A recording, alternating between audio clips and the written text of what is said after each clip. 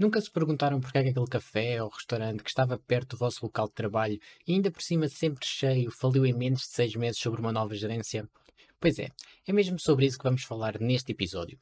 Hoje vamos falar de como é possível falir uma empresa que é lucrativa e com o exemplo que eu vou dar neste episódio vamos ainda demonstrar a importância dos fluxos de caixa de uma empresa e também a relação entre os fornecedores e a própria empresa.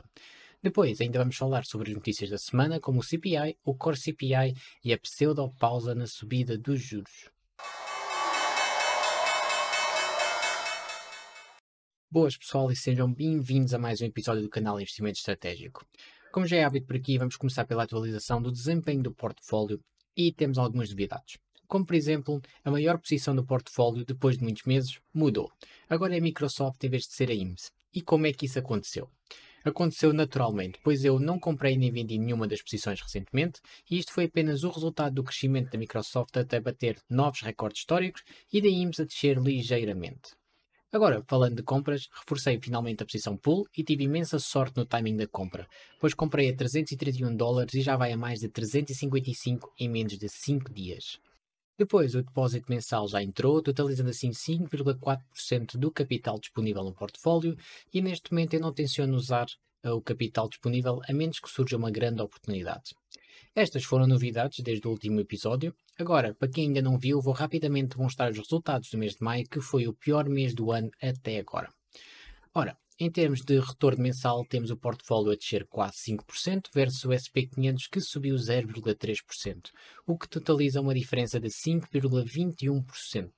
Agora, a nível de retorno total desde dezembro de 2020, o portfólio ficou novamente no negativo a perder 4,7% e o SP500 está apenas a perder 1,4%, o que significa que estamos novamente abaixo da linha de água, ou seja, a perder, e também a perder para o SP500, algo que acredito que vai mudar nos próximos meses. Neste preciso momento estou a perder cerca de 1% apenas se tivesse que atualizar o gráfico à data atual. E agora chegamos ao segmento principal do episódio, ou seja, como é que uma empresa lucrativa abre falência? E para responder a isto vamos chamar a Matilde, que devido às suas receitas únicas de pastelaria do estilo caseiro, as encomendas foram acumulando e foi quando a Matilde percebeu que as suas receitas eram boas demais para ser apenas um hobby e decidiu fundar a Sweet Dreams, com apenas 10 mil euros no banco. E agora vamos presumir que a faturação da Sweet Dreams para os 3 meses seguintes foram 20 mil, 30 mil e 45 mil. Vamos presumir também que o custo da receita é de 60% das vendas e o custo operacional é fixo nos 10 mil euros mensais.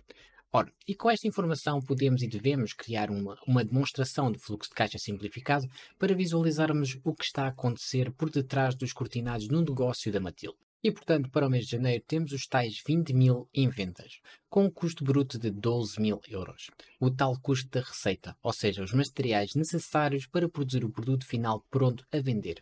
E as receitas menos o custo bruto dão um resultado de 8 mil euros para o lucro bruto.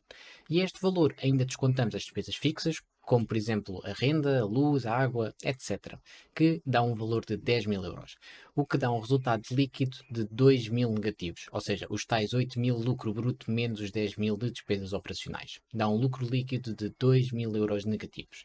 Portanto, o mês de janeiro está demonstrado e neste momento vocês estão a pensar como é que o negócio da Matilde pode falir se para o próximo mês a Sweet Dreams faturou mais 10 mil euros, o que deve cobrir todas as despesas, certo? Exatamente. Para o mês de fevereiro, com um aumento de 50% tanto na receita como no custo da receita, chegámos ao valor de 2 mil euros positivos. Portanto, lucro certo? Sim. Mas calma, vamos ainda olhar para o mês de março antes de concluirmos algo. E para o mês de março tivemos mais um aumento de 50%, o que vai totalizar um lucro líquido de 8 mil euros para o mês. Simplesmente incrível. A pastelaria da Matilde está a crescer muito rápido. Mas isto é no papel. Isto é numa demonstração de fluxo de caixa simplificado, porque na prática a história é totalmente diferente. Não é que esses valores não sejam reais, que são, claro que são, até porque adulterar este tipo de informações nos relatórios é punível com pena de prisão. Mas voltando ao tópico, o que eu não vos disse é como é que a Matilde opera o seu negócio e como é que são as relações com os seus clientes e fornecedores. Algo que muitas vezes passa despercebido à maior parte dos investidores, mas é de extrema importância, especialmente em negócios de retalho e restauração. E no caso da Sweet Dreams, tem contratos com os fornecedores para pagar a 30 dias e tem contratos com os vários clientes para receber em 60 dias. E logo aqui existe uma grande bandeira vermelha. Pois nesta situação a empresa vai ter de avançar sempre com o seu capital em primeiro para satisfazer as necessidades dos seus clientes, algo que para uma empresa que não esteja muito bem capitalizada pode ser um grave problema. E pondo a situação da Sweet Dreams em prática para o mês de janeiro, o que acontece é que no final do mês a Matilde tem de pagar pelos custos operacionais da loja no valor de 10 mil euros, como tínhamos visto na demonstração, tem ainda 20 mil em receita a receber, pois só recebe no final de 60 dias após a entrega e também ainda não tem de pagar pelas mercadorias usadas, visto que só é obrigada a pagar no final de 30 dias. E concluindo o mês de janeiro, na realidade a Matilde apenas gastou os únicos 10 mil euros que tinha no banco para pagar as despesas operacionais da loja para o mês de janeiro e tem ainda 20 mil a receber em 60 dias e 12 mil a pagar em 30 dias.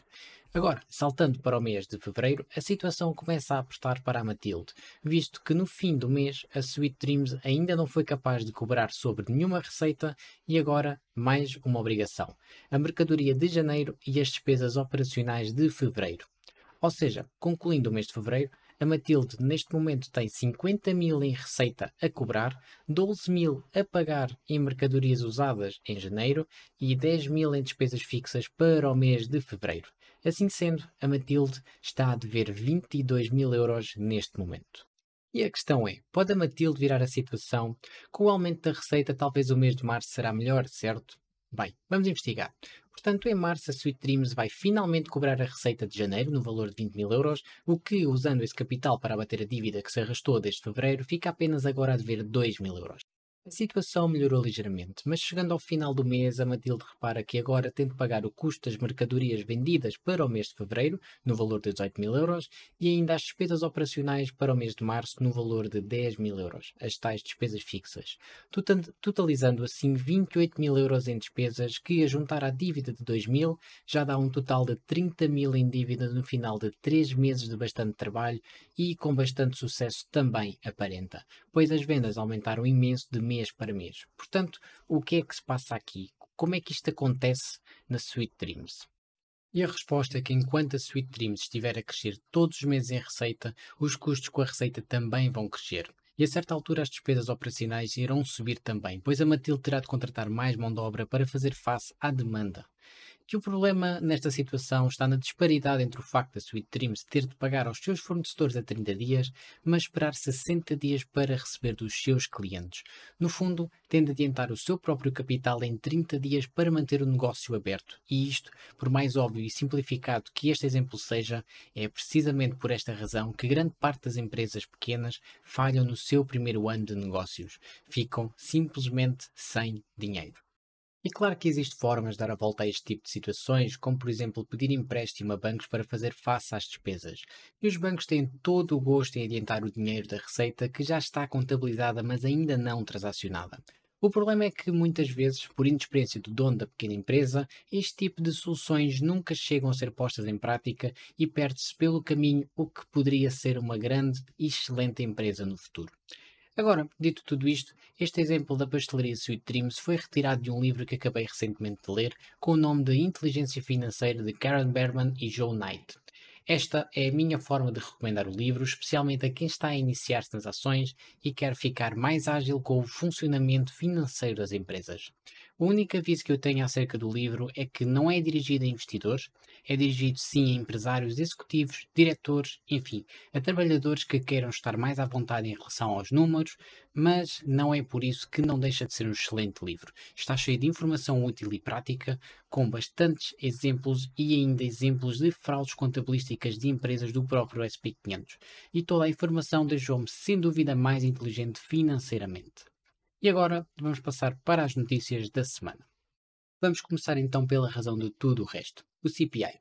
E supostamente o resultado do CPI para o mês de maio foi fantástico, com uma descida dos 4,9% para os 4%, o que pode ser considerada uma ótima descida só por si e coloca-nos cada vez mais perto do derradeiro objetivo e estabilidade económica dos 2% de inflação. Mas é importante perceber onde aconteceu a desinflação em primeiro lugar para termos esta descida. E mergulhando no relatório percebemos quase instantaneamente que o setor da energia conta com uma descida acima dos 10% e foi assim a principal razão. Mas nem tudo é bom.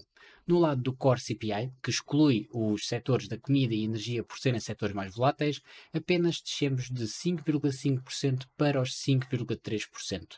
E este relatório é aquilo que o Banco Central americano gosta de utilizar como desculpa para poder subir os juros, mas já vamos falar mais acerca disso mais à frente. Antes, é preciso perceber onde está a inflação resistente do lado do Core CPI e olhando para o relatório novamente é fácil de perceber que o Core CPI está a ser inflacionado pelos serviços, mais propriamente o setor da habitação, que conta agora com 8%, e ainda aos serviços de transportação, que conta agora com 10,2% de inflação. E nós sabemos que, principalmente no setor da habitação, leva algum tempo até os efeitos do aumento constante dos juros fazer efeito no setor da habitação. Mas, olhando para o quadro geral, o Core CPI apenas desceu 1,3% desde outubro de 2022 até maio de 2023, ou seja, 7 meses. Continua bastante elevado e a reduzir a uma velocidade de cruzeiro. E isso deixou a missão do Fed ainda mais difícil. E por falar nisso, vamos lá perceber o que é que o Jerome Powell anunciou no dia 14 de junho, para além da paragem temporária no aumento dos juros. E começando pelo FOMC Minute, ou seja, o relatório fornecido pelo Fed, vemos um otimismo na projeção do crescimento do Produto Interno Bruto americano, de 0,4% para 1%, uma redução no desemprego de 4,5% para 4,1%, portanto, logo com estas duas projeções percebemos que o Fed vê uma economia forte, um crescimento e um mercado de trabalho resiliente, o que pode dificultar a tarefa de descer a inflação no modo geral. E precisamente por isso eles foram forçados a ter um discurso super hawkish, ou seja, agressivo. E vocês agora estão super confusos. O que é que eu estou para aqui a falar de uma política monetária mais dura e agressiva se eles literalmente acabaram de fazer um intervalo no aumento dos juros? E a verdade é que fizeram mesmo essa pausa e não houve nenhum aumento, mas subiram a projeção das taxas de juros dos fundos federais de 5,1% para 5,6%. E isto implica que pelo menos mais dois aumentos nas taxas de juros de 25 pontos base vão acontecer até ao final do ano. E claro que pode realmente acontecer, especialmente depois do Canadá ter feito o mesmo. Mas a mim, na minha opinião, e isto é apenas a minha opinião, acho que só vão realizar mais dois aumentos se a inflação se descontrolar ou perderem o controle sobre as expectativas da inflação ao longo prazo. Ora, e em primeiro lugar, eu acho que não aumentaram logo as taxas de juros nesta reunião por medo que alguma coisa se quebre no sistema financeiro. Até agora foram apenas bancos regionais e bancos com menos liquidez que faliram, mas esta política monetária mete imensa pressão no sistema bancário de qualquer país. E ao não subirem as taxas de juros, estão a jogar pelo seguro por medo de quebrar mais alguma coisa. E depois o Jerome Powell fez todo aquele discurso e apresentou a intenção de subir as taxas de juros para controlar as expectativas e o próprio mercado. Pois se o discurso tivesse sido mais suave, os mercados teriam começado a subir, estimulando assim a economia, e o objetivo continua a ser manter as expectativas de inflação baixas e controladas a longo prazo. Depois, não consigo visualizar temporalmente os dois aumentos nas taxas de juro, porque se assim for, teriam de subir na próxima reunião, ou seja, julho, e depois apenas nos finais de setembro, porque em agosto nem sequer há uma reunião do FED. E aumentar mais as taxas de juros daqui a 3 meses parece-me um pouco rebuscado, agora que estamos tão perto da linha da meta. Portanto, concluindo este segmento, acho que pode acontecer um aumento ainda em julho, se a data que recebermos da inflação não for favorável, e só temos os dois aumentos se realmente a inflação ou as expectativas se descontrolarem e o Fed necessitar de recuperar o controle. E esta é a minha opinião e agora vou mostrar-vos o que é que o mercado está a precificar neste momento. Portanto, o mercado diz que vamos ter um aumento de 25 pontos base na próxima reunião em julho e existe ainda alguma probabilidade de um segundo aumento em setembro ou em novembro ou ainda em dezembro. Mas a maioria a indicar uma pausa e depois o primeiro corte nas taxas de juros de 25 pontos base a aparecer apenas nos finais de janeiro de 2024. E pronto, é isto. E o que é que eu planeio fazer com toda esta informação? Bom, e então planei aumentar certas posições do meu portfólio como a Mastercard e a SP Global, que gostava de aumentar até serem posições como a Microsoft e a Ulta, mas vou fazê-lo lentamente e sem gastar o resto do capital que tenho disponível, porque ainda existe uma grande incerteza no mercado e posso necessitar de utilizar esse capital para alocar em alguma posição que mostre fraqueza na próxima sessão de resultados, como foi o caso da Ulta, por exemplo, na última sessão de resultados. Neste momento nem sequer tenho os 10% tanto como gostaria de capital, estou apenas com 5% e, portanto, tenho de me controlar nas compras. Da minha parte, está tudo por agora. Mantenham-se atualizados, invistam na vossa inteligência financeira e até já.